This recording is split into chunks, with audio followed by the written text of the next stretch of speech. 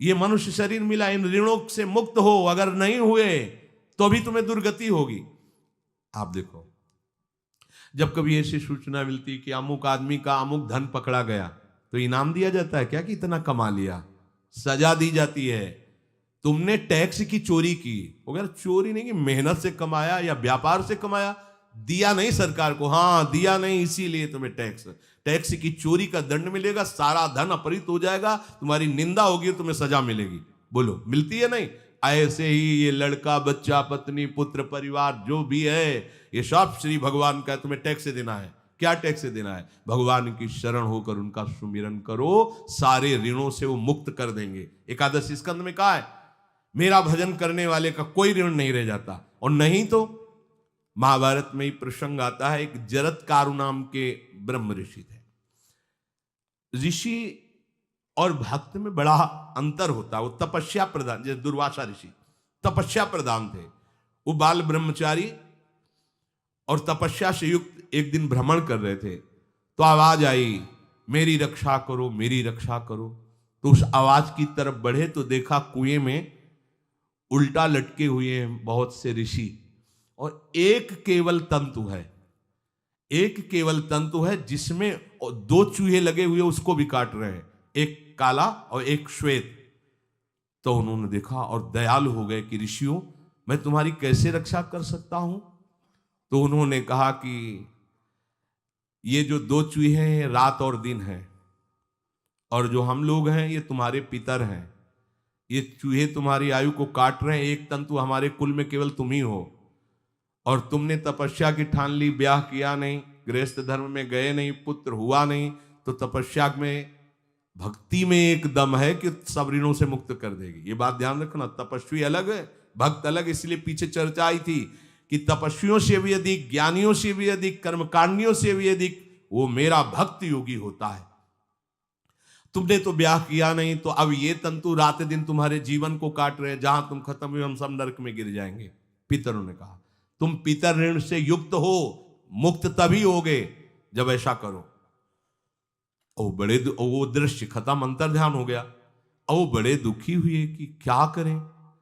तो उन्होंने मन में निश्चय किया कि एक ब्याह तो करूंगा पितरों के उद्धार के लिए। इतने बड़े तपस्वी हैं जरत्कारु जी, बड़ी महिमा है, लेकिन बात यहां फंस गई, पितृ। उन्होंने मन में निश्चय किया कि कोई आके अपनी कन्या दे दे और उसका भी नाम जरत्कारु हो। मैं बिल्कुल भरण पोषण नहीं करूंगा, और कभी हमसे कोई प्रश्न ना करे, ऐसी अगर कोई कन्या देगा तो मैं स्वीकार कर लूंगा। अब ऐसे ना नगर जाना है ना किसी से बात करनी, तो वृक्षों से कहते, अपने पितरों के उद्धार के लिए मैं चाहता हूं कि कोई पाणी ग्रहण संस्कार करा दे, कोई हमारे नाम की कन्या को दे दे, और ऐसा ऐसा व्रत है। ऐसा ही बोल रहे थे, वासुकी नाग उपस्थित हो गए, और उनकी बहन का भी नाम जरत्कारु था। उन्होंने कहा, सुनिए महाराज, मैं नागराज वासुकी हूं, सब देव रूप में, कोई ऐसे नहीं सांप वैसे बने, देव रूप, और सुंदर कन्या जरत्कारु। बोले, ये कन्या मैं आपको समर्पित करता हूं, हमारा सौभाग्य होगा आप जैसा महर्षि हमारी बहन का पति बने। इसका भी नाम जरत्कारु है, और आपकी जो इच्छा है कि मैं भरण पोषण नहीं करूंगा, तो मेरे पास संपूर्ण वैभव है, आप भी पधारिए, मैं आपका भी भरण पोषण करूंगा, अपनी बहन का भी।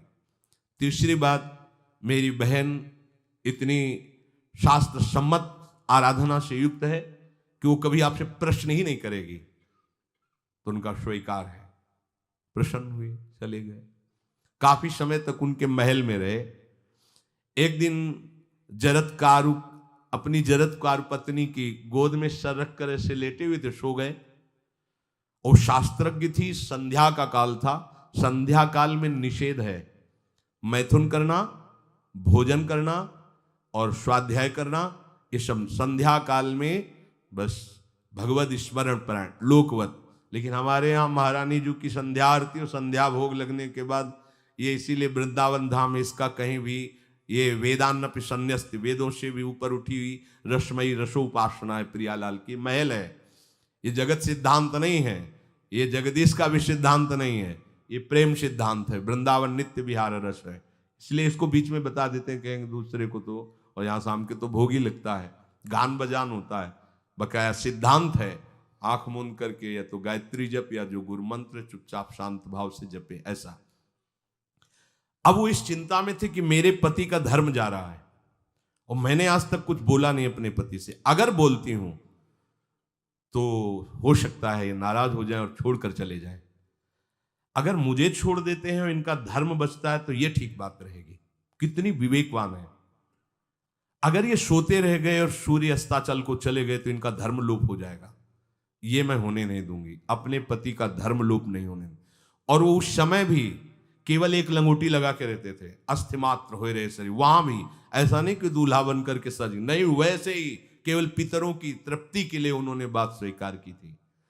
उन्होंने कहा महाराज उठिए, संध्या का समय है, शास्त्र निषेध करता है इस समय सोना नहीं चाहिए, नहीं आपके धर्म का लोप हो जाएगा। महाराज उठिए, सूर्य अस्ताचल को बस पहुंचने ही वाले हैं, उठिए। उठे एकदम लाल आंख करते हुए, तुमने हमें टोका कैसे, तुमने हमसे प्रश्न कैसे कर दिया, मैं अभी तुम्हारा त्याग करता हूं। बोले स्वीकार है, आपके धर्म का लोप ना हो। कहीं सूर्य अस्ताचल को चले गए, आपने अर्घ नहीं दिया तो जीवन भर की आपकी उपासना में कलंक लग जाएगा कि आपने संध्या काल में शयन करते हुए सूर्य आराधना नहीं की, आपके धर्म का लोप हो जाए। बड़ा सूक्ष्म धर्म का विषय। तो उनका सूर्य की ताकत कैसे कि मैं सोता रहूं और वो अस्ताचल को चले जाए, ऐसे महात्मा थे। का सूर्य की ताकत कैसे, भगवान व्यास देव जी ने लिखा है, किसी कहानी की बात नहीं, सूर्य की सामर्थ्य कैसे है कि मैं अर्घ ना दूं और वो अस्ताचल को चले जाएं, सूर्य तब तक रुके रहते जब तक मैं सोता रहता, पर तुमने टोक दिया, अब मैं चला। जब चले तो उन्होंने कहा हमारे गृहस्थ धर्म का जो फल होता है, आपके पाणी ग्रहण स्वीकार का जो फल होता है, उसको बिना दिए आप कैसे चले जा रहे हैं। तो उनका आस्ति वो है, चले गए। उसी से आस्तिक मुनि का प्रादुर्भाव हुआ और उन्होंने आगे बड़ा चरित्र है उनका, आस्ति, तो उसी से नाम रखा आस्तिक। आस्तिक उन्होंने जन्मेजय की यज्ञ को बंद किया। आप सोचो, एक पितर की तृप्ति के लिए उनको ये सब करना पड़ा। और श्री हरिशरणम और निरंतर भजन, तो मातृण पितृण देवऋण ऋषि ऋण सब ऋणों से उपासक मुक्त होकर के परम धाम को जाता है, एकमात्र भगवदास है। पर ये मूढ़ जन इस बात को नहीं जान पाते हैं।